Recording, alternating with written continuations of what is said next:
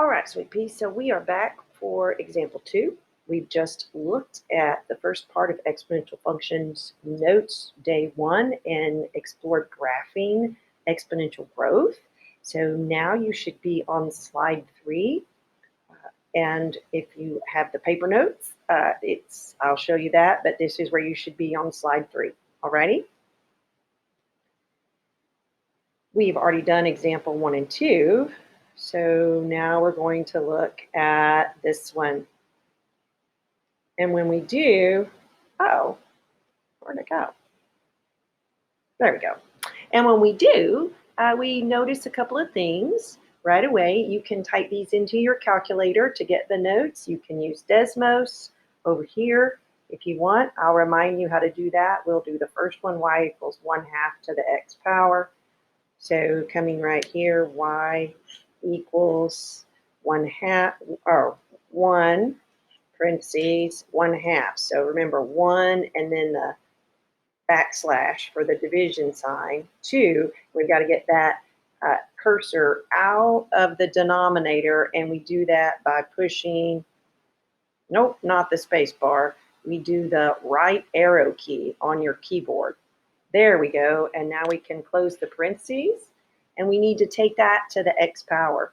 So remember shift 6 and then an x. There we go. And look, there's our beautiful, beautiful graph. So let me move me out of the way. There we go. Here's our beautiful graph. But what do we want? We want the table. So let's go ahead and we'll push our gear. And when we do, we say convert to a table. And there are the points. These are the points that you're going to want to put onto your graph. Alrighty? So I'm going to press pause just for a second. Maybe press pause. And we're back. So I need to get my view. There we go. Alrighty. So here is the page we want to be working with, and we want to graph these. So I'll come right here, and we can put these points on here from our,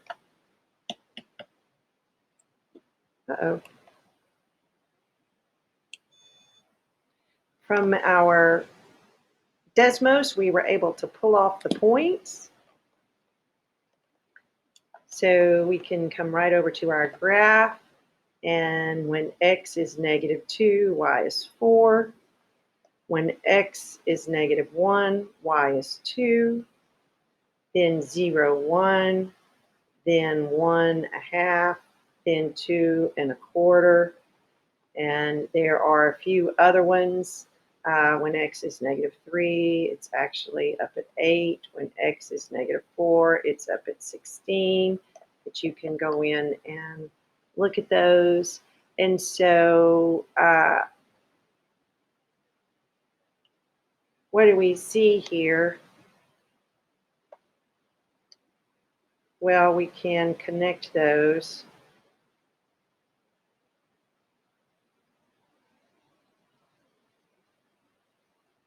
And this is not a curve. This is a line. Okay, well, I don't want that. All right, let's try it with the curve.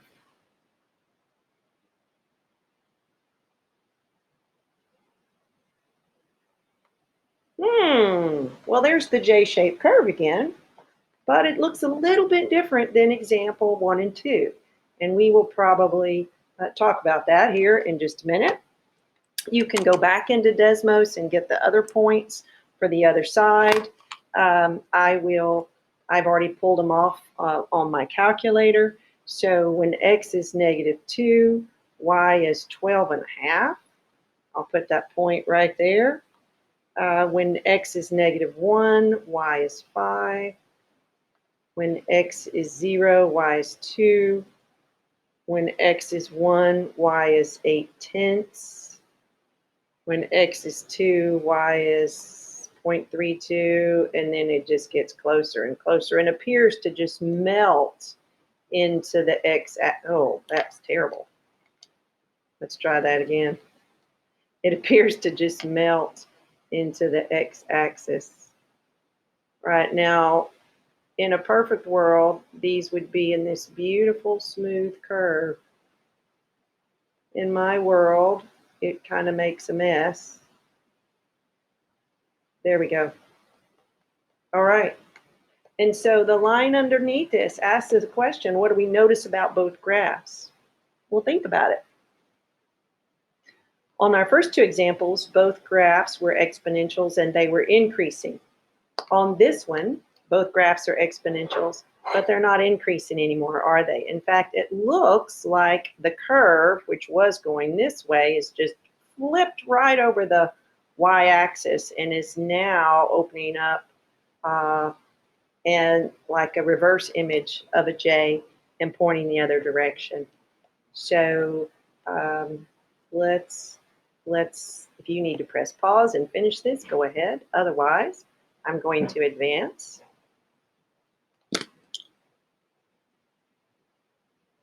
And we will try to answer these questions. Alrighty? What do we notice about both of these graphs, 3 and 4? We said what? Both are decreasing.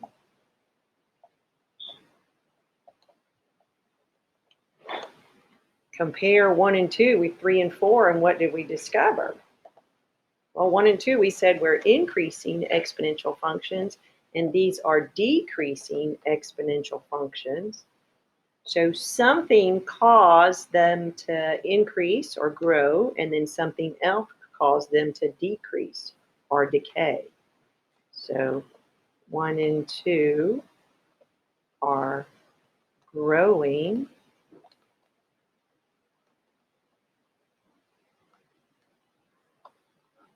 3 and 4 are decaying.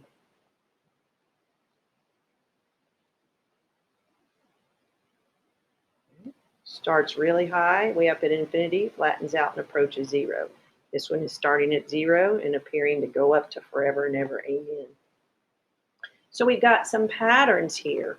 So let's see if we can figure out what makes one growth and what makes one decay.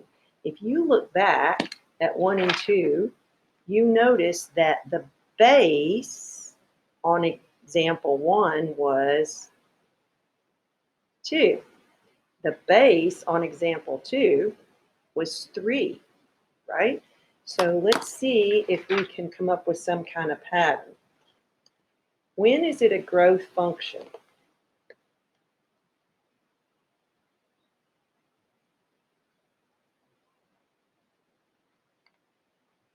When B is greater than 1.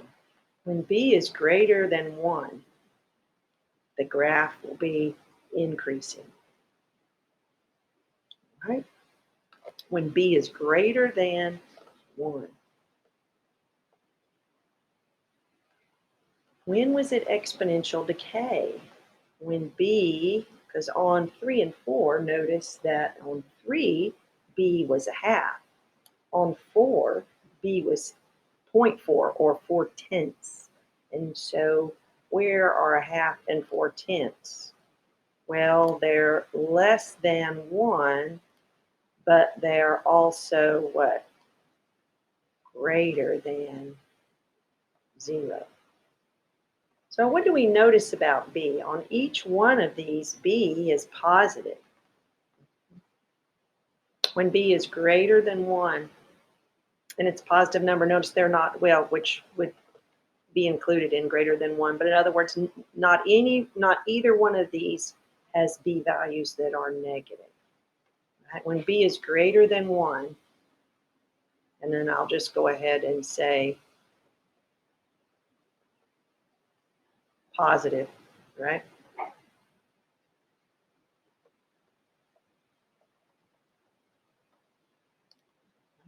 Now A can be negative, and we'll look at that. So growth is where B is greater than 1. Decay is where B is less than 1. What I would like you to do is I would like you to do the next page, which is page 3. Or if you are following along in the slides, you would do slides 6 and 7. And it's going to look like this. All right. So those two up at the top, you're going to tell me if it's growth or decay. And then on C, D, E, F, and G, you're going to tell me if it's growth or decay. And again, who are you going to look at? Look at B, the face. Okay. So look at B, the base. So right here, the number that's being raised to the x power.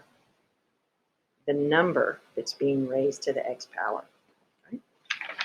And then at the bottom of this page, there are 4 examples for you to come up with your own exponential growth or decay question.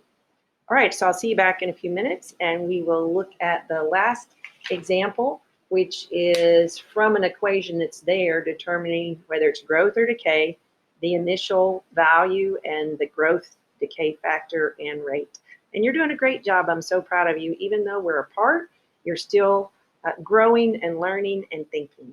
And I knew you could, because you were the mighty Irish.